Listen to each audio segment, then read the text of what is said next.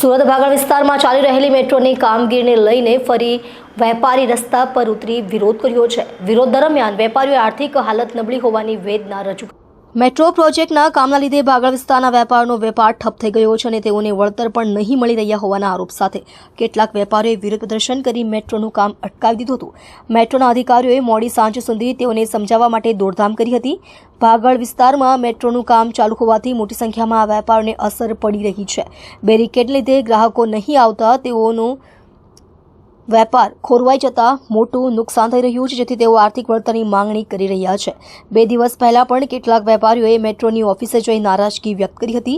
ગુરુવારે સવારે પણ મેટ્રોનું કામ શરૂ થયું ત્યારે મોટી સંખ્યામાં વેપારીઓ એકત્રિત થઈ ગયા હતા અને સાઇટ પર પહોંચીને વળતરની માંગણી કરવાની સાથે કામ રોકાવી દીધું હતું। 300 જેટલા વેપારીઓ એક સાથે એકત્રિત થઈ તેમનો આક્રોશ વ્યક્ત કર્યો હતો। કેટલાક વેપારીઓનું કહેવું હતું કે છેલ્લા 22 મહિનાથી વેપાર માત્ર 20% જ રહી ગયો છે। મેટ્રોના પ્રોજેક્ટને લીધે તેઓને મોટું નુકસાન થઈ રહ્યું છે। જો મેટ્રો પ્રોજેક્ટના અધિકારીઓ દ્વારા તેઓને આર્થિક વળતર નહીં આપવામાં આવે તો કામ નહીં શરૂ કરવા દેશે। શુક્રવારથી રોડ પર જ ટેબલ મૂકી વેપાર શરૂ કરીશું।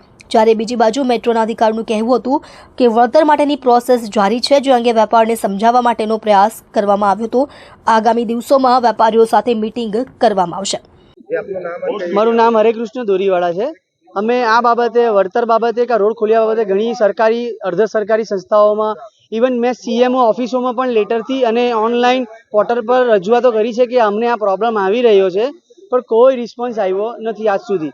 વારંવાર અમને એટલું કહેવામાં આવ્યું છે કે તમારું કામ ચાલુ છે, તમારું કામ ચાલુ છે। આજે 20 મહિના થઈ ગયા એ વાતોને, હવે વેપારીઓની ધીરજ ખૂટી રહી છે, એટલે અમારે આ આખરે પગલું લેવું પડ્યું।